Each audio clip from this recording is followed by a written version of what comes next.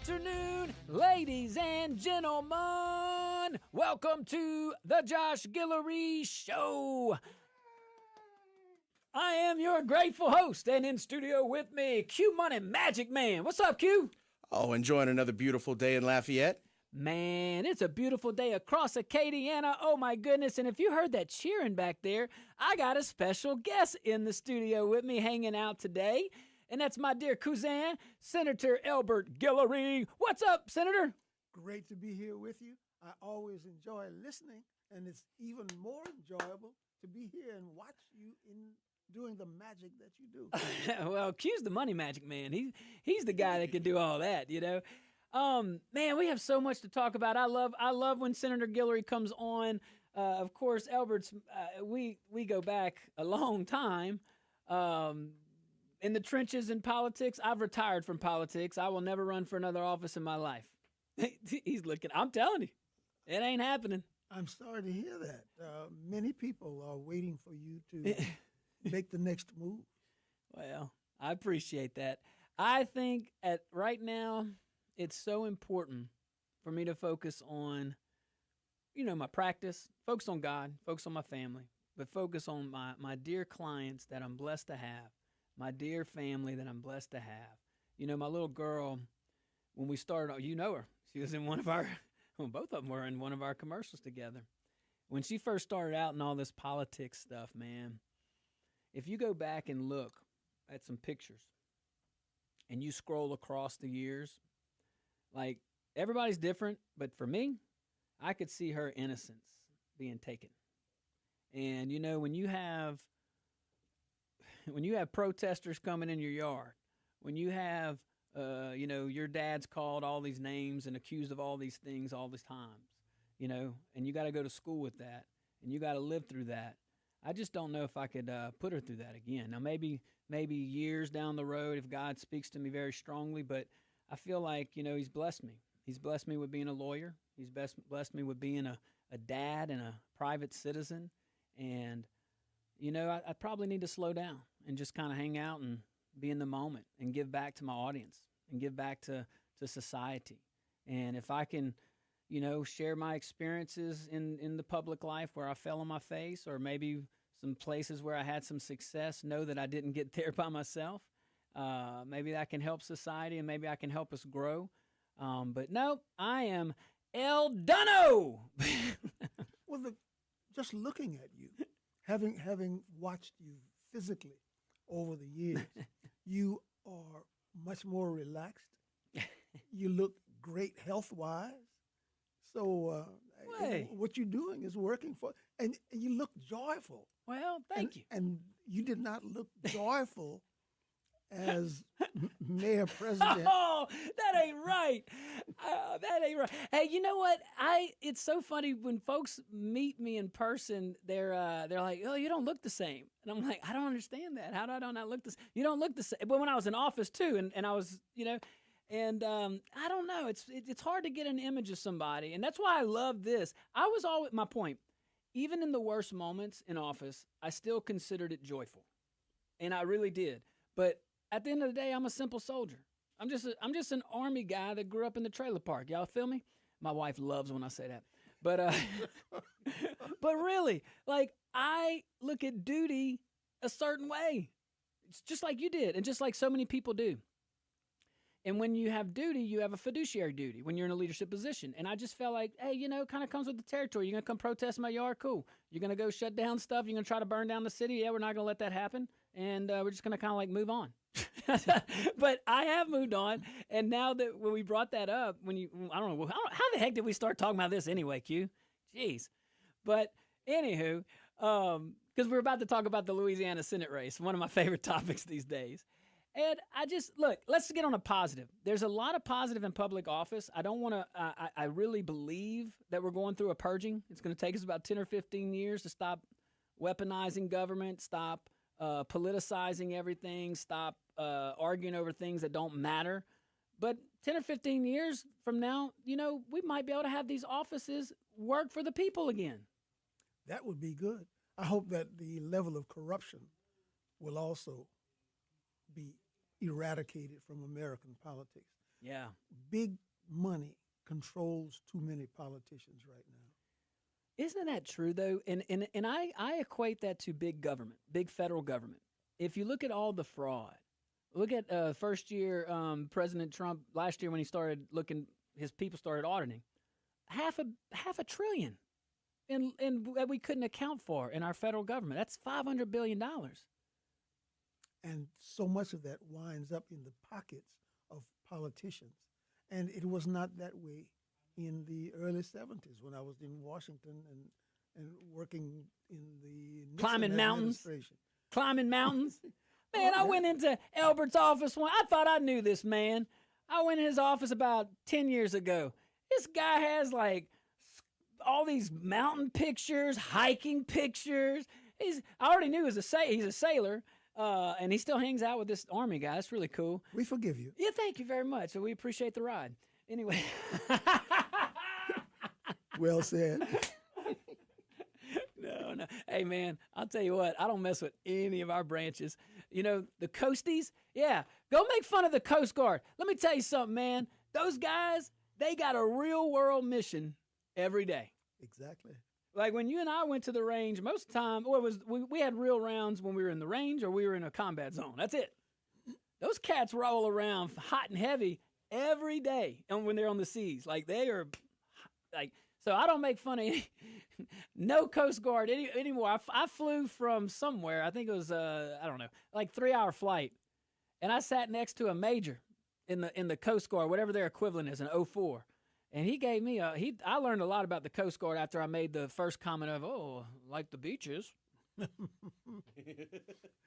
We take the Air Force folks to task frequently, but in a very respectful fashion. I mean, we tease each other. Yes. But at the end of it, we're all on the same team. Absolutely. We're on Team America, Quentin. Don't you be running away from any other team but that.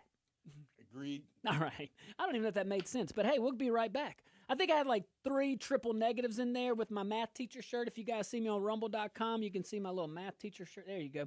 Anyway, guys, I don't have a pocket. Joe Cunningham said, no, you're not an official 7th grade math teacher unless you have a pocket. You can put a little pen and pencil in there.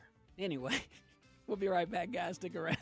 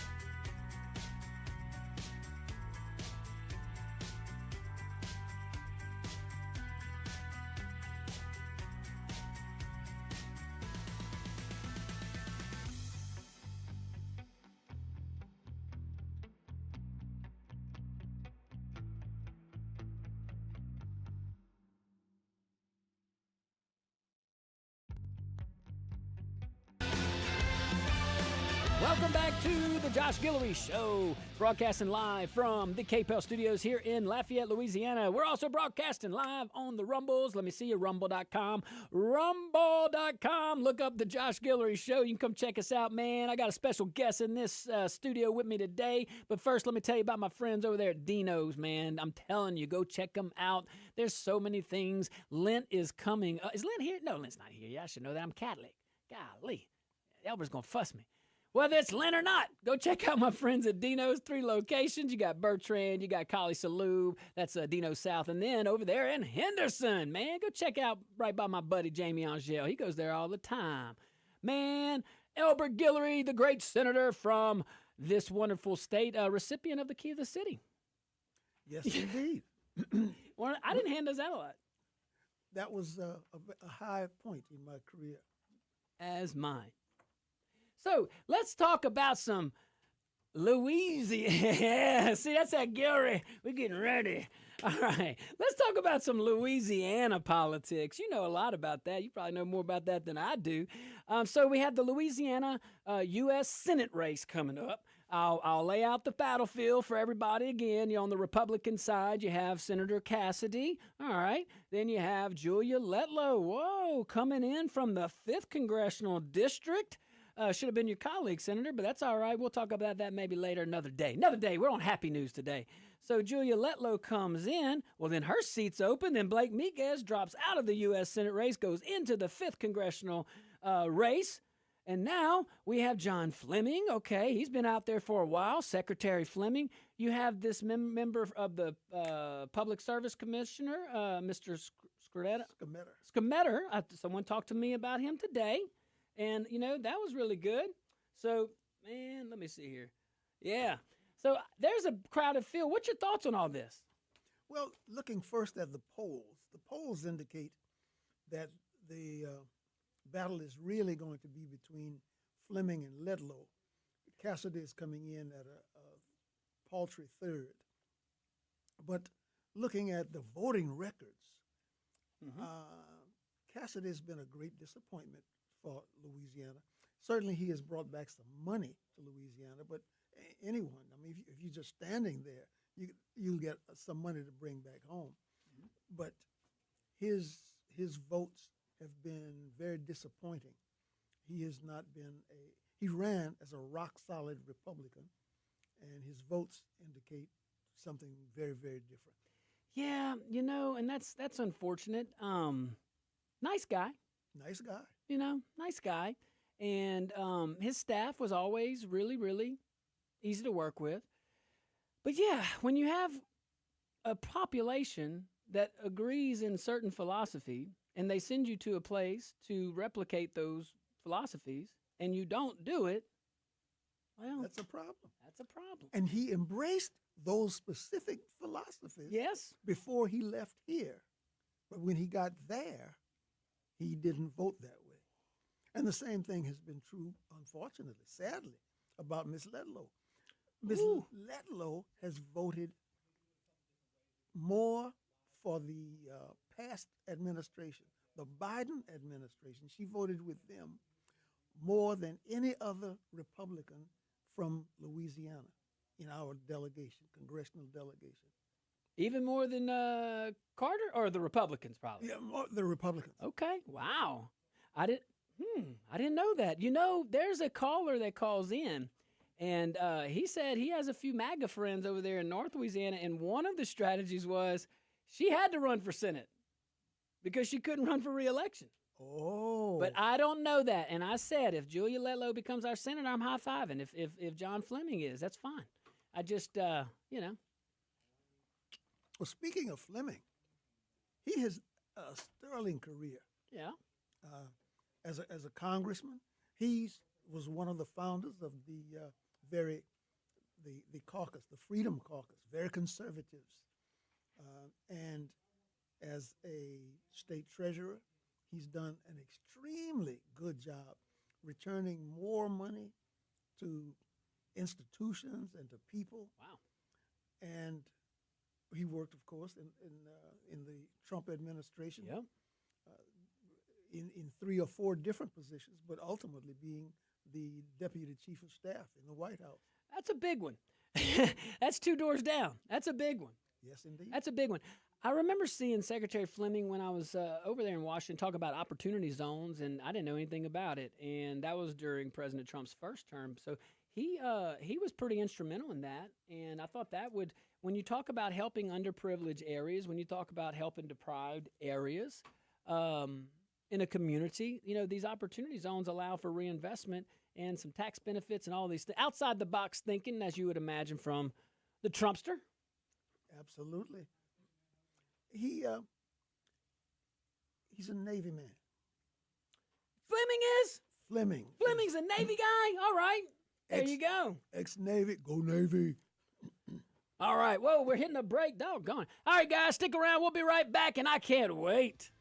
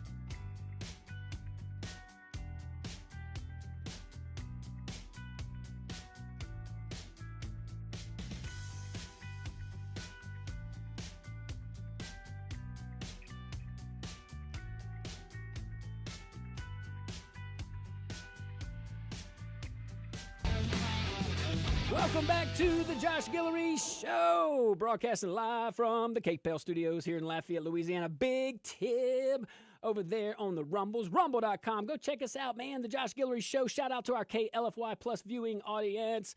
Hey, let me tell you about my friends over there at C-Safe. C-Safe, man, when strength matters, when custom matters, when failure's not an option, C-Safe delivers. C-Safe FRP products are engineered to resist corrosion, reduce maintenance, outlast the competition in the harshest environments, from offshore platforms to wastewater treatment plants and everywhere in between. My friends over there at C-Safe, their products are American-made. They're manufactured right here in Acadiana by American workers. All right, guys, check them out, csafe.com, S-E-A, just like the ocean. All right, so I have Senator Elbert Guillory, my dear friend, and Kuzam. We're talking right now about the Louisiana Senate race, and let me throw a little angle at you. So what's all right, I'm the eternal optimist, you know that. So I'm looking at this situation, and I'm like, all right, Miguez in the 5th district, that's cool. All right, I like that. Fleming maybe in the Senate, or hey, if Letlos, or it's not the other guy, no offense, you know what I mean? But I hear what you're saying. That kind of leaves up Congressman Higgins' seat whenever he retires. And I threw out there Julie Emerson because I believe Elbert Guillory should be the 6th Congressional District Congressman. Maybe he'll run again. That may happen. And you got to come on the show. I promise that you will be one of the first 5 people to know about it. Oh, I'll dig it. Well, there's only 5 of us, though. I'm kidding. I kid. I'm joking. Oh, man. And they're all Guillories. And they're all Guillories. Yeah, exactly. We all, the tribes, the different clans of the tribe of Guillory here, from Evangeline to St. Landry to Avoyles. It's a different breed, each one. Exactly right. You know? But all family. Hey, you know it. You know it. So what's any dynamic? What's your take on that? Let's shift, okay? What's your take on the 5th Congressional District now? You got Miguez up there. You know much about that race at all? We've been watching. Okay. And I was at qualifying yesterday morning to see who is qualifying and all. So it looks like it's going to be a Donnybrook. You have some really good people running in that 5th district race. Wow. If I had to bet, I would bet that Miguez is leading in the polls. Whenever those first polls come in, I will bet that Miguez is leading. That is, I would agree. I would agree. You know, he has the funds to get his name out. Yes. And he's been active in his own right as well. And he's a likable guy. Yeah, he is. And, you know, I like a guy that says, you know, this is what I believe in and I'm going to go work towards it. And you know, and I'm not hiding it. That's why Higgins, man, I love that dude. Just be like, you don't got to guess, you know? That's true. Great St. Landry Parish person. Yeah. Just straightforward, right up front. Yeah, just is what it is. It is what it is. I love that. All right, any other races in Louisiana that got your buttons pushed over there? I'm interested in what's going to happen in the 6th district, of course. Yes, me too. What's going on with that? I went yesterday. I think only one person has qualified to run against the very flaming liberal Democrat who's sitting in Washington there now as a result of the backdoor politics of Louisiana. But the person who's running is a young man. I knew him when he was in high school. All right. His name is Larry Davis. Okay. And he's now fully grown, still a very young man. And he wants to go after it. He's going after it. Now he's going for the Democrat nominee? No, he's going for Republican. Okay. All right. So he's got some energy. Yes. He's ready. I haven't heard that anyone else has qualified. So, but I know that some other people are interested. Right. We'll see what the LAGOP is going to do, how it will stand, and there'll be a Donnybrook. Man, I tell you, I'm looking at the calendar. So it's February 12th. So qualifying is right now? Qualifying is yesterday, today, and tomorrow at Wow. 4:30 it ends. Q, you still got time. Which one? Which one? Yeah, I'm sitting here. Y'all go have fun. Oh my gosh. Yeah, wow, man. Did y'all realize that, guys? I can't believe that.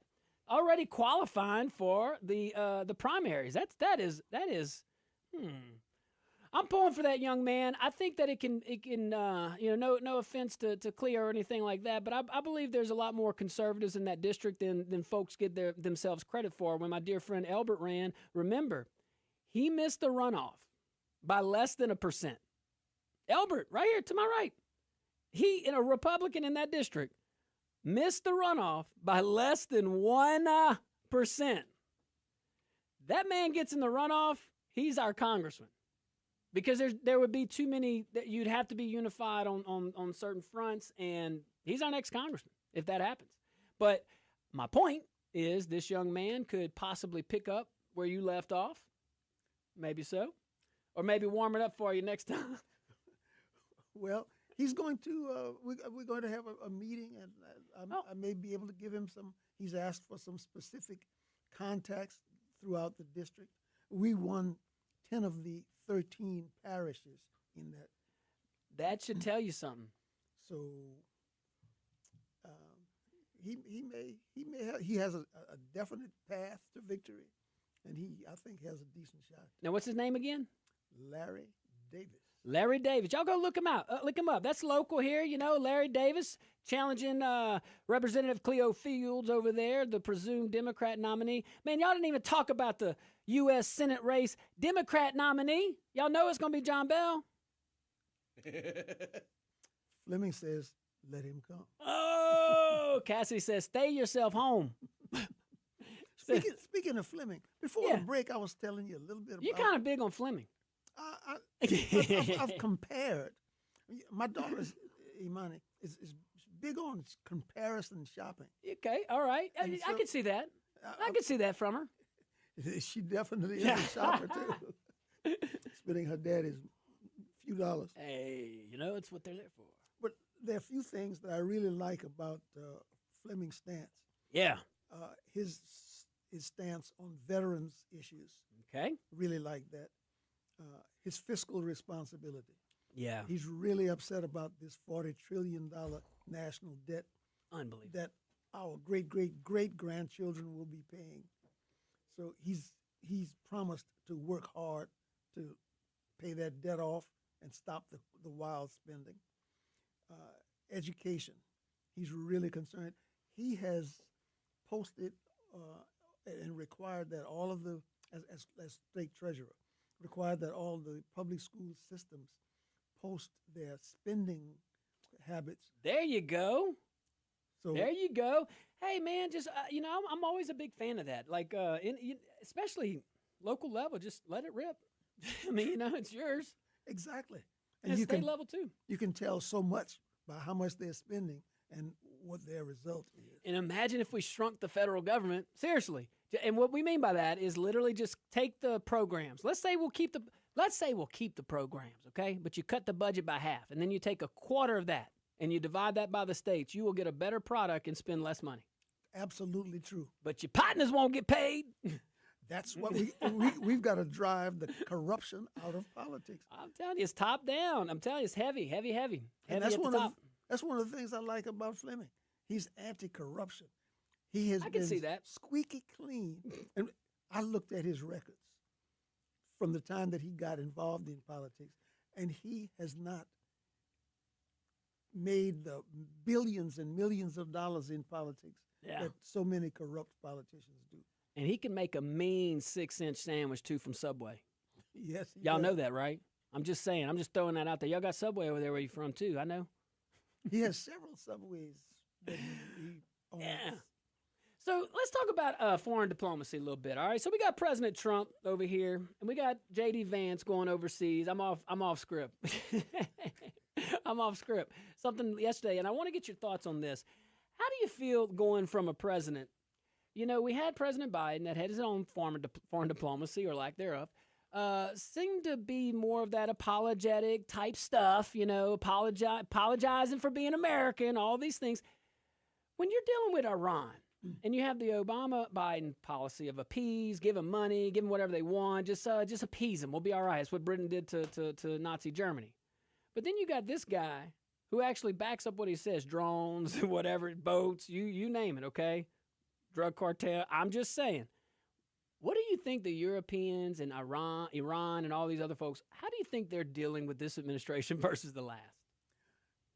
They have to be shaking in their boots all across the world because they don't understand Trump, they don't understand his goals, and they certainly don't understand his methods. They're trying to do a little talking with him and understand what he's doing. They don't know what's going on. Right. It's and I think this is the second guessing, and it's really not knowing what he's about to do makes him have the most leverage that he has, and that's the unpredictability of him. And I think the only thing very predictable by him, and I think this shows very big discipline and strength as a leader, and it is his flexibility. He is constantly flexible. He really is. Tariffs. I'm going 100. I'm going to 0. I'm going to 20. I'm going to 30. I'm going to 10 more. I'm going to go to 10 more, China. You do a very good imitation of Learn from Trump. Jamie. But he's flexible. But he understands the mission, and he's communicated that to his team. And the mission is very clear, okay? I'm tired of these jobs going, I'm switching to the economy. I'm tired of these jobs going all over the world.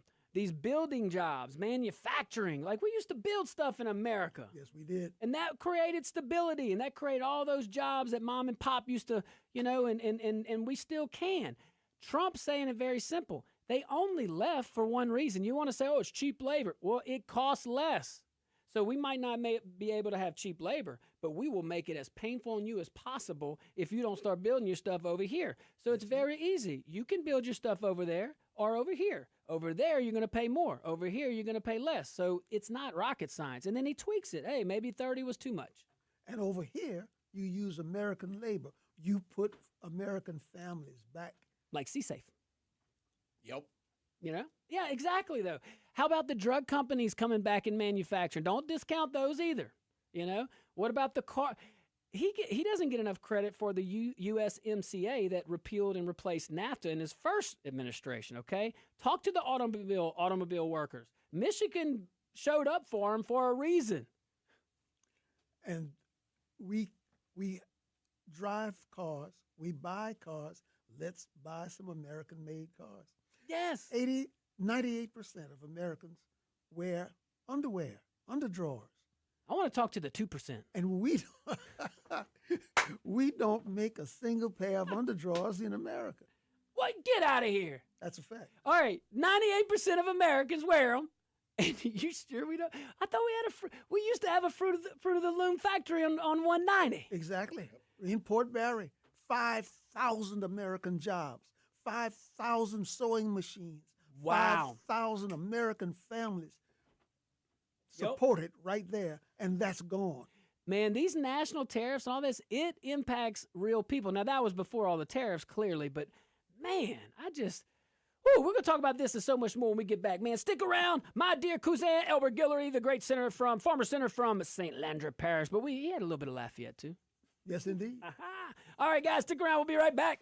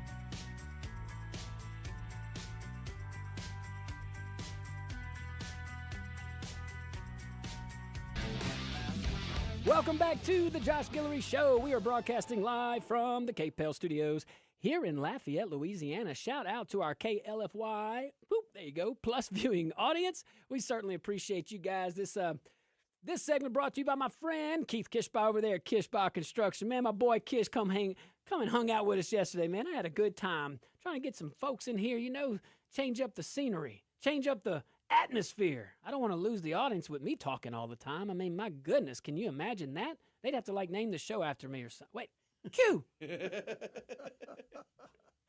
Man, but hey, shout out to Kishbaugh Construction. I want to do that right, man. Great American patriot. Great guy. Kish, great guy. That dude does he's got a great construction company. Go check him out, Kishbaugh Construction. But the guy himself, that's a good dude, man. Amy, you earn your halos keeping up with him, but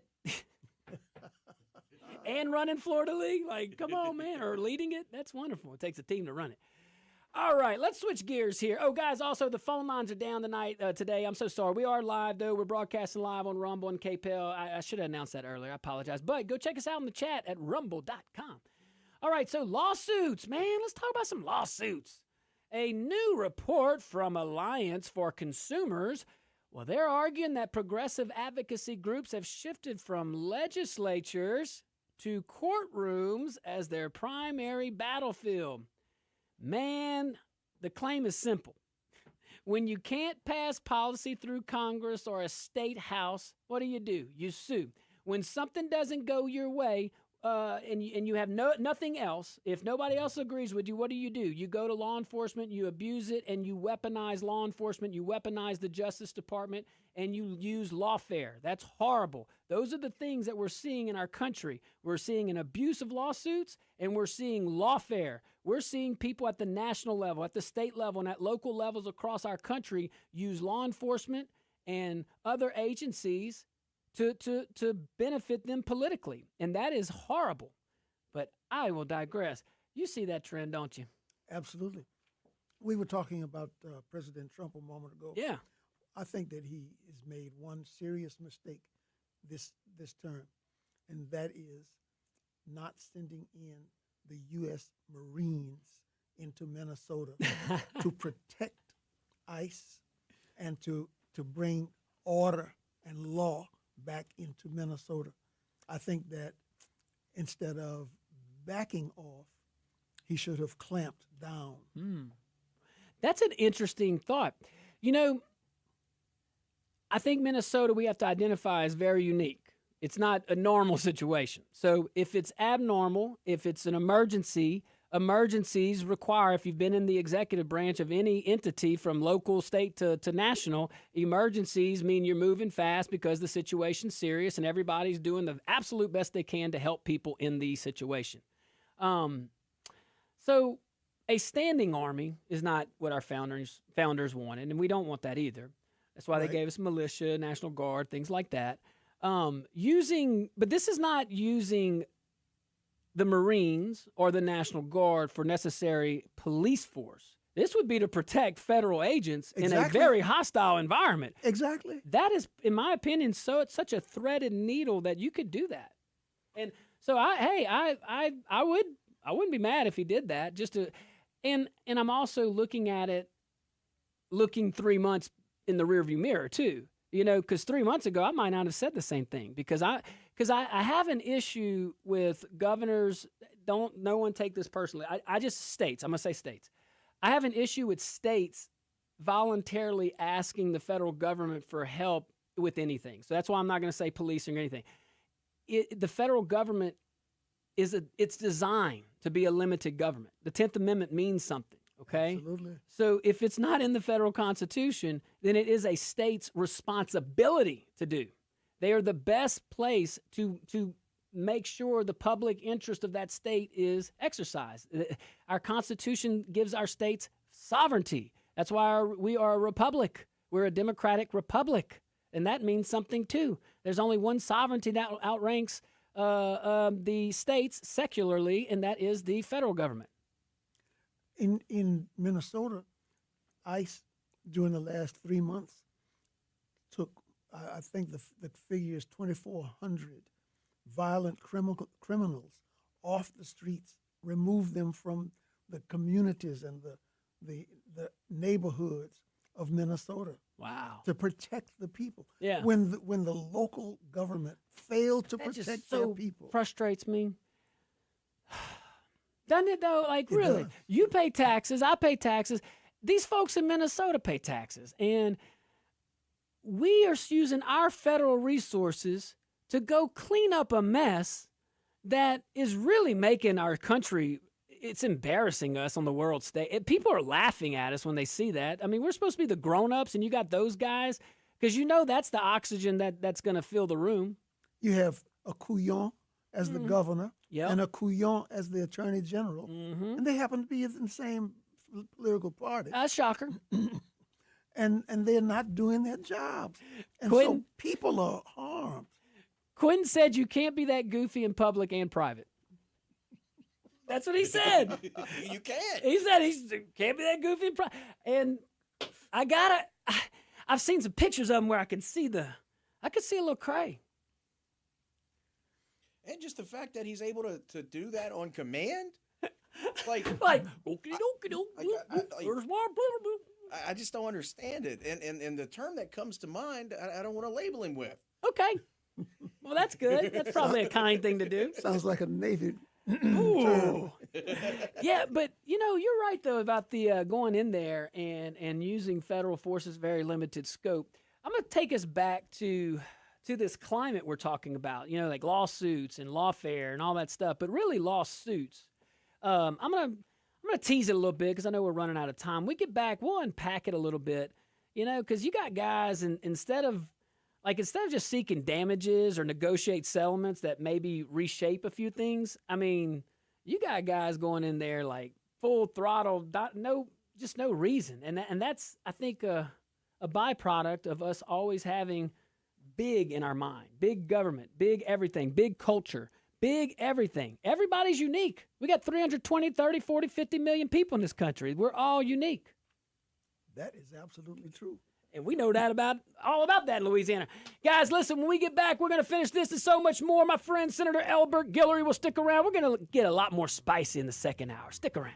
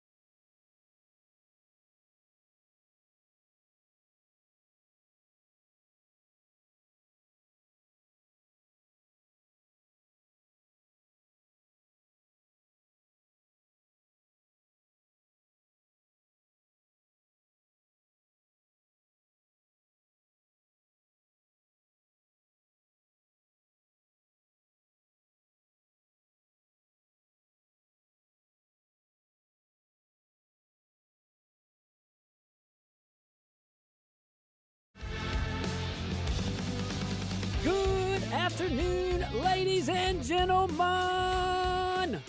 Welcome to hour number 2 of the Josh Guillory Show. I remain your grateful, very, very, very grateful host, and in studio with me still, Q Money Magic Man. Man, great afternoon, Acadiana. We certainly appreciate everybody tuning in. Also in studio with me, my dear friend over there, my cousin, Senator Elbert Guillory. What's up, Mr. Elbert? Good afternoon. I'm happy to be here with you and your audience. Me too. What a treat, man. This is great. So hour number 1 was great. I said we'd talk about the lawsuit, litigation, climate stuff, but you know what? Let's go back. We talked about Minnesota, hour number 1. We talked about ICE. Senator Guillory says, bring in the Marine Corps, man. Protect those ICE agents. And based on our analysis, very limited scope. Perhaps what was needed. But let's kind of talk about what is going on. So Tom Homan, he announced the end of Operation Metro Surge. Nicknames. I used to do nicknames when I was in office. Lita, I got that from Lafayette Economic Development Authority. I never understood. You're laughing because he knows Lita. I never understood all these code names, for projects. Like, why are we doing all that? And Greg Gotra at the time was like, well, he explained. I said, okay. So I started doing it with ours. We had one, we called it Operation Mullet. We did. It was drainage on the bottom, recreation on the top.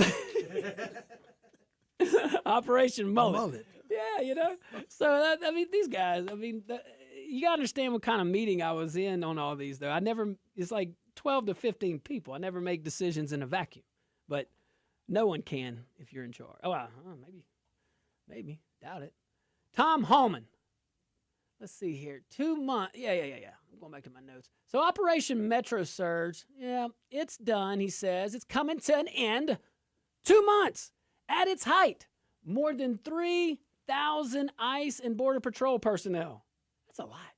Yes, it is. In one little area? It's big. That's a lot. That's like I don't know. I'm a cavalry guy, so our units are a little off, especially mounted. But interesting. Over 4,000 arrests, 3,364 unaccompanied migrant children located and recovered. That's a lot too. Yes, it is. Think about it. These are unaccompanied children. Many of them had been trafficked. Wow. That's when it hits home. When you talk about, look where we're broadcasting from. You got I-10 and I-49 that intersect. So you got a good north-south corridor, but then you got an east-west corridor from coast to coast. And that is that's scary when you talk about the illegal immigration. You talk about the children. You talk about the unaccompanied minors that are here. That's staggering. It really is. It's a sad situation. We are a nation of laws, and we should enforce those laws. Yeah. Someone took the time to think through and pass the laws that would protect the people of America. We have to enforce those laws. State sovereignty, or U.S. sovereignty. Canada has it. Absolutely. Cuba has it. Even Cuba. Come on. You can't just really willy-nilly roll up in there. But that's pretty much the headline numbers. Now, the surge brought the federal footprint in Minneapolis from roughly 150 officers. That's Minneapolis, no small city. 150 officers pre-operation to about 2,000 after initial drawdown. That is a lot, guys. When you look at on the TV and you see some of that footage, you can kind of see why it looks that way.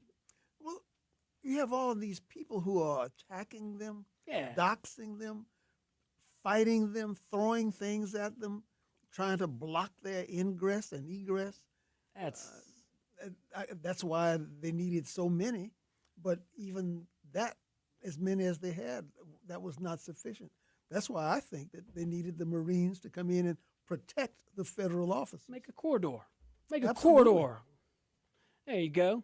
All right. So, Holman over here, he says that the mission succeeded.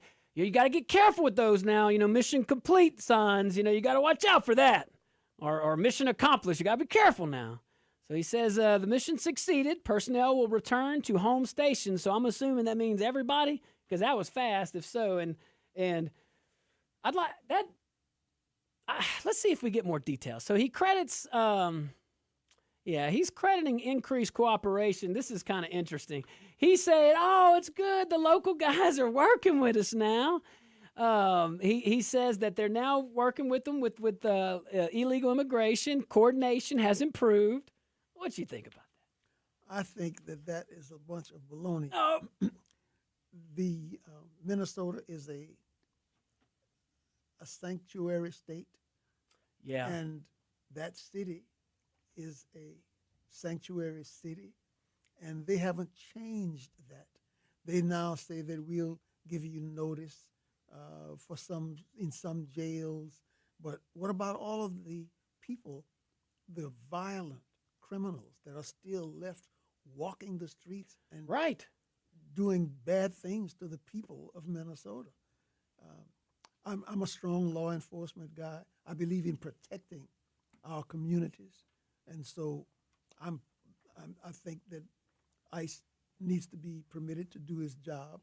And if people are going to attack, then we need to put other people like the Marines, to protect those people who are doing their legitimate job of enforcing the laws of America.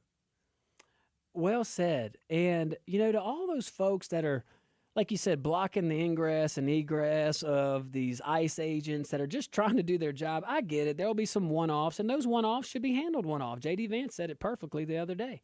But for the most part, these law enforcement officers are heroes. They are putting their lives on the line to enforce safety measures that helps their local population. And it's, to me, as just a citizen, it really is mind-boggling that you would choose chaos. You want chaos over order. Josh, when I was a young fellow in the 1950s and early 1960s, I was a street demonstrator and had many, many contacts with law enforcement. The reason that I'm still alive is because, number one, I didn't bring a gun, and I had guns then. I didn't bring a gun to a demonstration where I would have a negative interaction with police because I'm just not that stupid. My parents, That makes kind of sense, you know?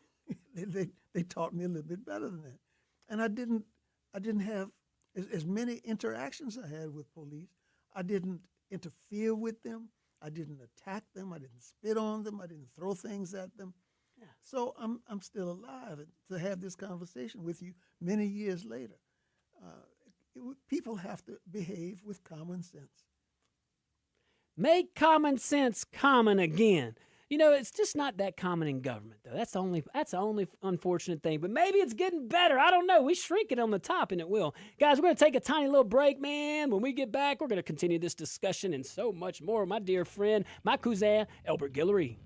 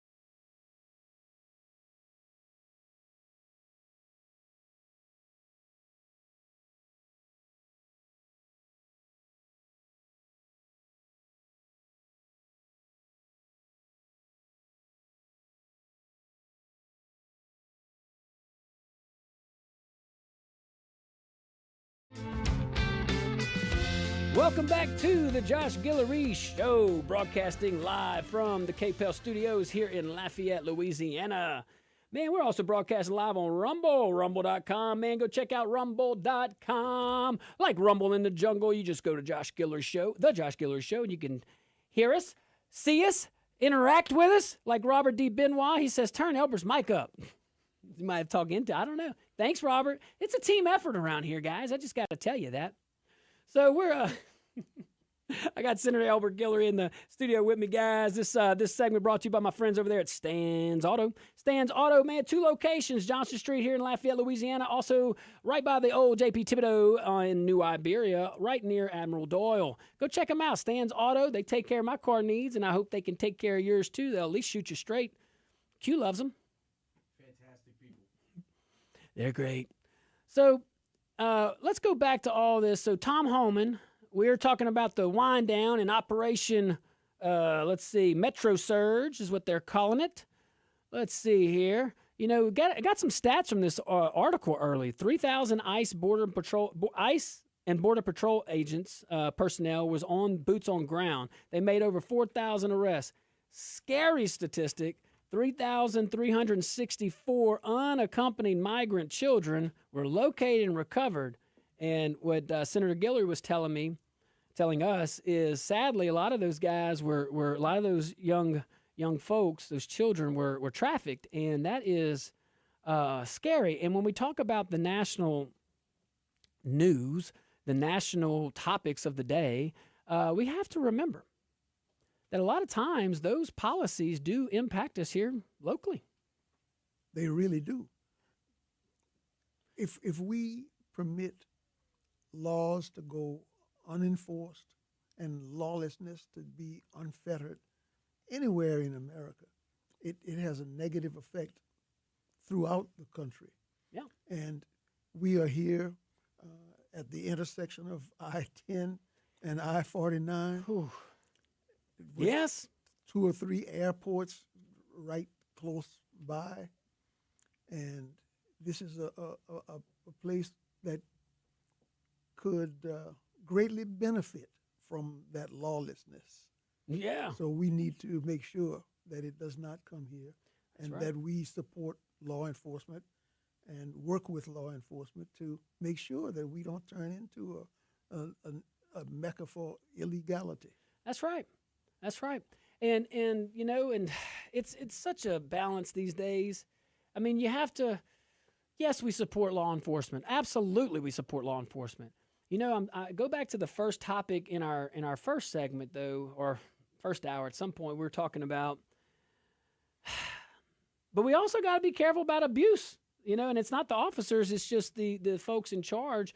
This lawfare stuff is a real thing, and it is. Like people get into these elected officials and these offices, and they use it for political attacks. They use it for vendettas. They use it for vengeance, and vengeance is not ours.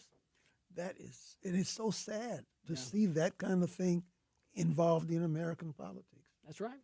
People like that lady up there in New York, Letitia James. Yes. Man, Letitia James. Okay, so there was a misdemeanor that apparently they thought President Trump or violated, a misdemeanor, okay? Well, that misdemeanor had prescribed. Statute of limitations had run. So what do?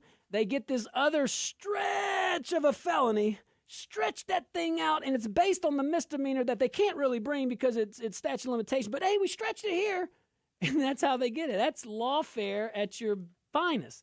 Even everybody that they said he harmed testified saying they didn't harm him. There's a special place in hell for the people who use their political power for nefarious purposes. Yes. Special place in hell. And to take people's liberty or to use it to arrest people or stuff like that. You know, we saw it with Trump, saw it with Letitia James up there in New York, Fannie Willis in Atlanta. I mean, these are, you know, it's just... It happens to him, well, he can defend it. Look at all the other folks, because I'm telling you, it happens all over the place. Good names, reputations trampled by this nefarious And all they Lawfare. want is an indictment. All they want is an arrest. That's all. They wanted President Trump's mugshot. They got President Trump's mugshot, and that's all. They didn't care about anything else. They knew he would probably win on appeal. They didn't care about that. They had what they wanted. And that, maybe you don't realize, and folks don't think sometimes maybe in those positions, but what about his family? Truly. What about what about his grandchildren? What about, I'm just saying, I get it. He's a public official, but man, there's a lot of collateral damage when you do that. And I sure hope that changes, because if we really want to help, our societies across our country, we don't want to abuse the power that's given to us. That is just, especially to harm others, especially for political reasons. That's the real sad part of it, Yeah. is that we're so politically divided that we take over Yeah. certain parts. Yeah. Each party Yeah. takes over a certain part of the system, Yeah. and they use that part of the system to That's beat right. up on the other part. It's horrible. Hey, let's go back to this. Let's talk about political tension let's bring it back to these Minnesota folks, okay? So Minnesota, now we talked about the ICE stuff, but Minnesota became ground zero, if we remember, after welfare fraud scandals and fatal clashes involving, the anti-ICE protesters. The surge triggered unrest and the headlines, and that's what the tension came in. Think about it. Local critics called it heavy-handed. We saw that. Federal officials were calling it quite the opposite, called it public safety enforcement, which I would agree. Yeah, Holman, though, he comes in, he emphasizes prioritization and prioritizing criminal illegal aliens. That's the key. The word that you said, fraud, Yeah. is such a heavy word in this whole Minnesota issue. We're talking about billions, with a B, billions, tens of billions of dollars in fraud by these aliens who are occupying much of Minnesota. Yeah. There you go. Let that sit in. And they knew about it. They had notice of this fraud. Going back 13 years, they have had several instances of notice, including a couple of people who were fired for blowing the whistle on the fraud. And the only thing they did was sweep it under the rug and keep pocketing the cash. Minnesota. I'm talking about the governor and the attorney general. Man. And all of these mayors. And Follow the money. Look, follow the money. A lot of times you'll see exactly, or it won't take you anywhere, and then you stop looking. But my goodness, it's what's funny is there's a building right by my office, and it's called the Learning Center. And the whole biggest fraud thing over there was the Leering Center, because they couldn't spell in learning. And I've been giving my neighbor free pub. The Learning Center, go check them out. Pretty great. So, look, we're going to take a tiny little break here on our end, man. We get back. We got so many topics to talk about. I can't wait. Go check us out, rumble.com as well. Look up The Josh Guillory Show. I can't wait to see you there.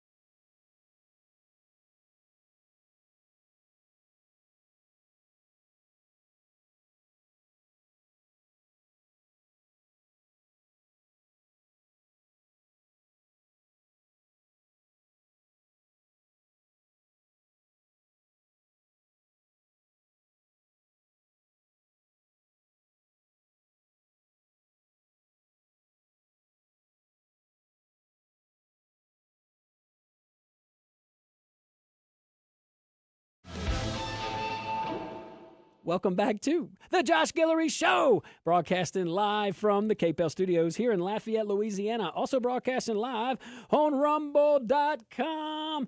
Q, you think we're getting any more freezing weather? Man, I heard the rodent that comes out every year and predicts. Yeah. Did he see a shadow? Did he not see The Nutrirat? Nutrirat did not see his shadow. What does that mean? Means it's going to be warm from now on. All right, my bougainvilleas, I don't have to cover them anymore. Guys, my bougainvilleas, my plants. Man, guys, those little, let me tell you something. They are very deceiving. Oh, they look so cute. They look so beautiful. They are prickly. They are unforgiving. And I have scars on my hands from them. You know, I got in a few little fights in grade school. I got some scars. But not like these roses and these bougainvilleas. Those little rascals. I didn't know that you were a plant man. I don't drink anymore. Really? Yeah, nerd. That's the army, man. Hey, somebody had to quit. No, you know, if you'd have told me 5 years ago that I was gardening, I would have laughed at you. Helps me connect. Helps me, just pray. That's good, and it's working for you because, as I said a little earlier, I mean, it's clear on your face that you are enjoying life. See, there's audience members that make me enjoy life, that allow me to, and certainly appreciate everybody listening and watching for sure, to include our KLFY Plus viewing audience. You do have an incredible audience. I mean, I'm part of the audience, and I listen to the telephone calls and to the shows, and you're doing a tremendous job. Well, thank you, Cousin, and I'm happy to have you on. You know, we talked about all this Minnesota stuff. Let's switch gears a little bit. I mean, I think we covered that. Now, let me talk about your friend. Now, I know it's your close friend, Ilhan Omar over there in Minnesota. That's your Albert, if you would have won, which you should have won, Albert Guillory ran for Congress. He almost, less than 1%, almost into the runoff. If you would have got up there in Congress, what kind of conversation do you think you'd have with Ilhan Omar? I have one important thing to say. Okay. Goodbye. Because I think Omar needs to be deported from the United States. Hey, this whole, not the Somalis as a whole, but the whole Somali group that was benefiting from this fraud, the most egregious thing I think that we covered was in the middle of all this fraud that's being exposed, Ilhan Omar drops an earmark bill to add funding to one of these fraudulent programs. Exactly. If that is not the epitome of just being emboldened. Gall. Yeah. I mean, you just got exposed for fraud. And these people that are all around you are like really like confessing and doing all this stuff. Well, Josh, she's here illegally. She married her brother to be here. Is that true that she married? Is it her half brother or how'd they do that? I don't know. I know that she married her brother. And that's reliable, accurate information. No and one's that's a challenged violation. Yes. Because of that violation, she's here illegally, and therefore she should be deported. That's an argument that makes sense to me. I'm trying to get over this, brother. I forgot about that. Hey, somebody go on Rumble and RDB, if you're still watching, I know you'll put it on there. Half brother or real brother? I'm curious on that. Either one is still illegal. That's true. Step, can you marry in Louisiana? Your impediment is to the 4th degree. That's my family law hat coming on. That's right. So, anyway. Step brother's illegal. Is it? Yeah, it is. It is. Oh my gosh. Anywho, glad we clarified that up for the audience. And so Representative Omar, she went on X and suggested that President Trump is a pedophile. I mean, why not, right? Why not? You try to arrest him, multiple jurisdictions. You try to kill him multiple times. Why not now just call him a pedophile? She referred to him as the leader of the pedophile protection party and then added, at least in Somalia, they execute pedophiles, not elect them. Well. Don't they do something to thieves there where she comes from? When you steal billions of dollars? They do this. They cut your hand off. I thought that was some kind of penalty there for theft. Right. And there's a lot of fingers in those theft bowls. Man, guys, the numbers that we rattled off, a couple months ago, I'm sure we'll visit that again. Golly. But that is not, that would not be policy criticism from the great Congresswoman. She's accusing, man, this is crazy. So you can disagree with Trump. We all know that. Okay, that's good. You can oppose his policies, criticize his rhetoric, say he's mean to reporters. That's fair sometimes. But when a sitting member of Congress, can we still respect the offices that we have? When a sitting member of Congress just kind of like casually floats execution language, basically, toward a former or current president, tasteless, much maybe reckless. Very tasteless, very classless. I like some of the new acts that are being introduced into Congress right now. The SAVE Act, for example, and there's another one that would require that any congressperson be born in the United States of America. Ooh. Now, could they do that statutorily, I wonder? Because I guess they can limit, the Constitution says the age. Could they put self-restrictions? Because they can't expand the Constitution statutorily, but they can put their own restrictions. That's interesting. It'll be interesting to see how that plays out. I would be very interested because there is case law on alienage, and that case law, I would imagine, not to get too nerdy on everybody, I would imagine would trump the statutory stuff. So I hope it passes. Well, I hope that the SAVE Act also. Right now, there's a lot of conversation about the SAVE Act. People are saying that it disenfranchises minorities and disenfranchises women, as though just identifying yourself, producing identification, no illegal aliens would be able to vote, and everyone who's going to vote has to show an ID. How is that a big deal? An ID, you have to have an ID to get welfare. You have to have an ID to get food stamps. You have to have an ID to get public housing. You have to have an ID to drive. You have to have an ID to get on an airplane. Getting an ID is no big thing. I have been a member of one of the protected minorities for a very long time, and I've never seen any person, have difficulty getting an ID. It's a simple thing. Not really hard. And I'm not going to say who can rationally agree with or argue against that. Well, most people aren't. So I think it was 72% of Democrats support voter ID for voting. Almost all Republicans do. I think the national average is around 80. 84%. 84%, guys. That's huge. That's huge. So, all right. Well, I'm seeing the time cue. I get the nonverbals from you, Mr. Producer. All right, guys, stick around. We'll be right back. Hey, just a reminder, our phone lines are down today, but we are broadcasting live from KPEL Studios and also rumble.com.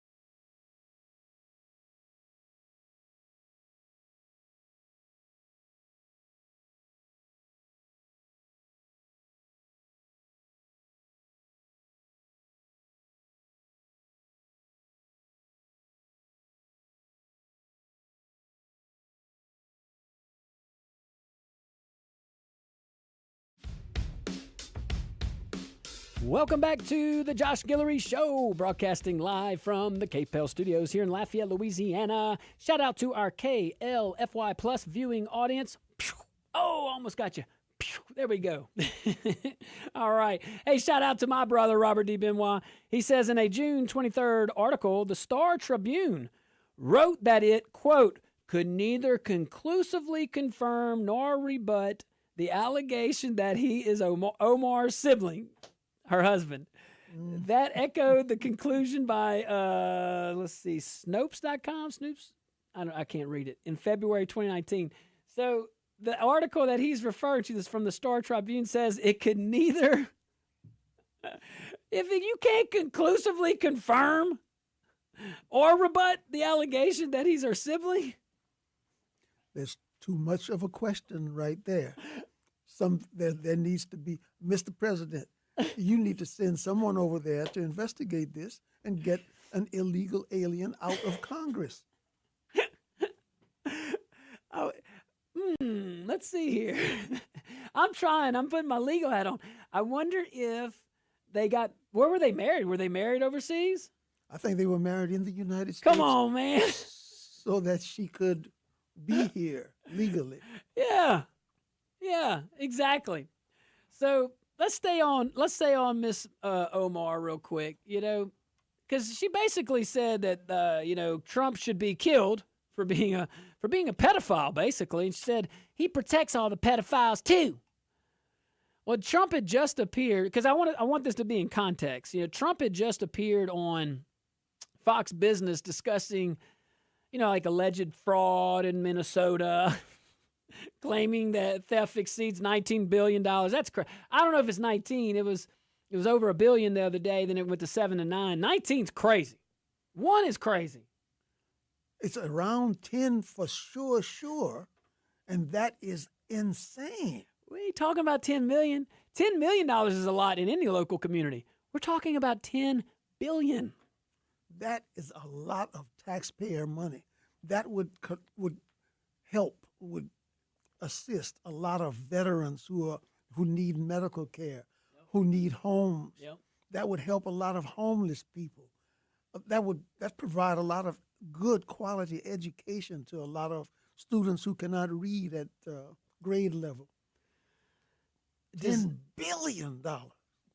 And intended to actually go to those folks, intended to serve those folks. Exactly. Man, I'm telling you, top heavy. Look, cut all those programs in half. If I'll compromise with you, in half. Take that money, then you take a quarter of it. So it's really you're cutting it by a lot.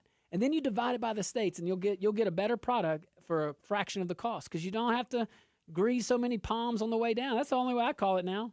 And put the thieves in jail. Man, look, there's such a lack. There was such a lack of oversight. It's apparent, because you keep seeing a lot of these programs that were abused. But anywho, her response though to that, because he was pretty critical, on Omar, and the president did highlight the fraud investigations connected to her home state, and her response was, you would think would be to refute the numbers. Oh no. She escalates it to character assassination, but that's what the left does. The left, and just because you got an R by your name don't mean it. People in office sometimes, they don't care about character assassination. It's something they're so focused internally, that they don't care who they hurt. Like the term racism. Right. Another pedophile, racist. Yeah. These are the terms that the shrill people on the far left are using right now to whip up anger and support for their positions. Yeah. Because they can't articulate reasonable arguments for their side. I wish I could, when we have this on podcast, we should replay what Albert just said over and over. It's so true. It's so true. All right, let's see here. We got, I can't read that. Ilhan married her, that one? Yeah. Ilhan married her brother to get her brother in the U.S. Oh, okay. She came in with her dad, but changed her birth date in Minnesota to show she was able to naturalize under her dad. She was 18 and too old to naturalize. I Oh. think it said her birthday is 1981. Whoa! All right. How do you change your birth date? That's a new form of transism that I haven't heard of. Right, that's true. You know, I mean, we got our trans generational folks out there, which I identify with. We have our I'm gonna call her and ask how to do that. I'm 48 now. yes. Ow, why not? Change their birth date. I'm like, change your birthday. Let's like change it. You can't anyway. So, you know, throwing around the word, you said it, like pedophile. It just the word racist doesn't even mean anything anymore because of what they've done. Pedophile is going to start not meaning anything, and that's where our society's got to up the bar a little bit, you know, because we can't if we let the politicians, if we let government run the thing, then we're going to keep getting this. There's no common sense in government. And it's sad. It's just very sad.